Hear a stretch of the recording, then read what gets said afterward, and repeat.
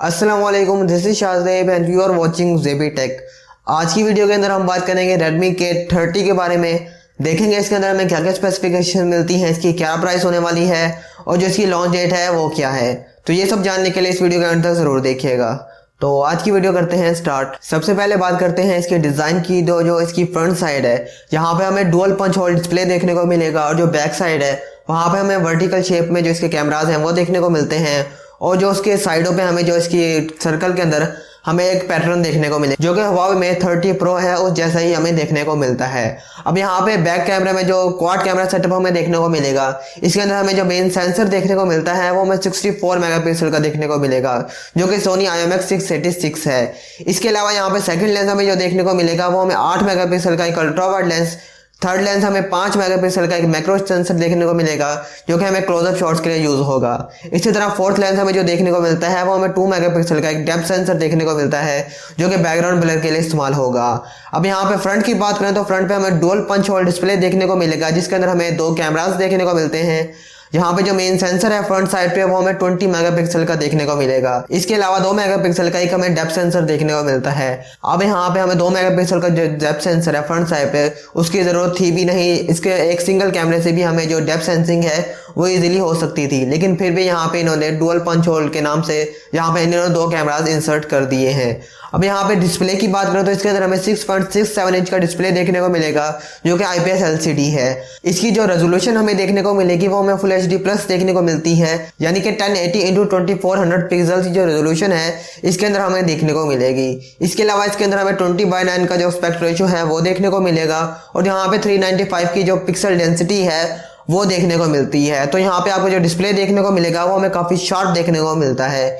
इसके अलावा इसके अंदर हमें HDR10 की सपोर्ट भी देखने को मिलेगी और यहाँ पे जो सबसे इंसेन फीचर इसका हमें देखने को मिलेगा वो हमें इसका 120 हर्ट्ज का जो रिफ्रेश रेट है वो देखने को मिलता है। अब ये जो 120 हर्ट्ज का रिफ्रेश रेट है, जब तक आप इसको यूज़ नहीं करेंगे आपको 60 हर्ट्ज और 120 हर्ट्ज का जो डिस्प्ले है आपको बिल्कुल भी पता नहीं चलेगा। अब यहाँ पे साइड बाय साइड कंपेरिजन में हमें जो 120 हर्ट्ज का डिस्प्ले है वो हमें काफ़ी स्मूथ देखने को मिलता है। उसके अंदर हमें जो एनिमेशन है वो हमें काफ़ी अच्छी देखने को मिलेंगी और जो स्पीड है वो भी हमें काफ़ी तेज़ देखने को मिलती है। इंटरनल्स की बात करें तो इसके अंदर हमें जो प्रोसेसर देखने को मिलता है वो हमें स्नैपड्रैगन 730G देखने को मिलेगा।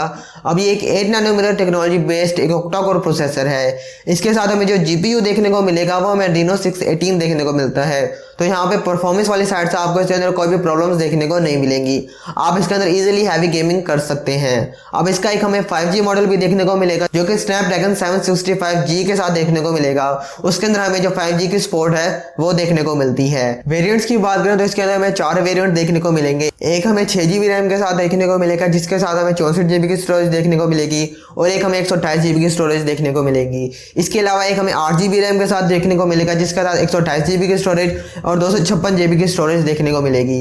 अब यहाँ पे हमें जो स्टोरेज की टाइप देखने को मिलती है वो हमें UFS 2.1 की स्टोरेज देखने को मिलेगी।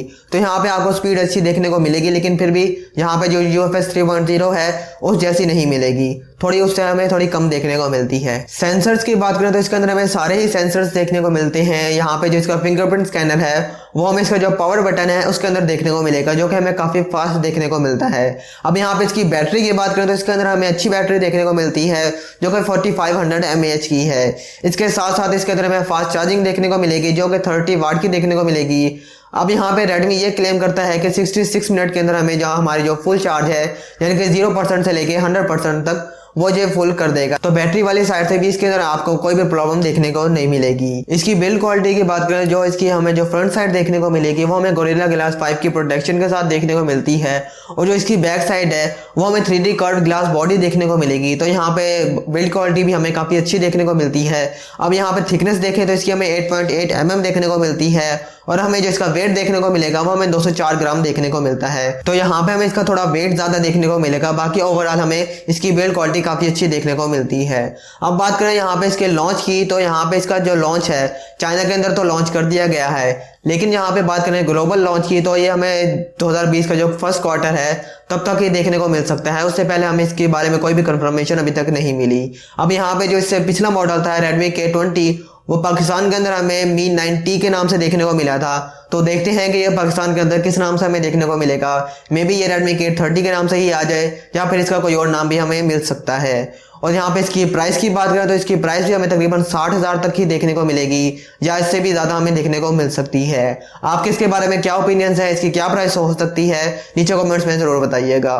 तो बस ये थी आज की वीडियो। आपको अगर वीडियो पसंद आई है तो इस वीडियो को लाइक ज़रूर कर देना, और अगर आप हमारे चैनल पर नए हो तो चैनल को सब्सक्राइब कर देना और साथ ही बेल आइकन को दबा देना, ताकि जब भी कोई ऐसी वीडियो आए आपके पास नोटिफिकेशन आ जाए। तो मिलते हैं किसी नई वीडियो में, तब तक के लिए अल्लाह हाफिज़।